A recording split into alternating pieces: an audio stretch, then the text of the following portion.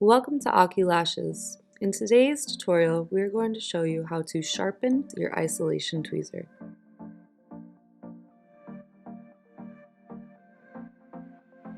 To customize the sharpness of your tweezers, you are going to need a few supplies: a fine grit nail file, a nail buffer, lint-free cotton pads, and rubbing alcohol.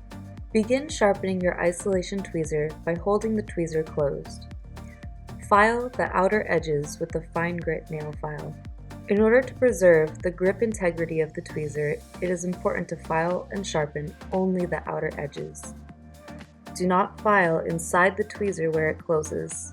While filing the tweezer, it is important to keep the nail file parallel to the tweezer. Be sure not to bend the nail file and check your progress often to ensure that you are not over-filing one side of the tweezer.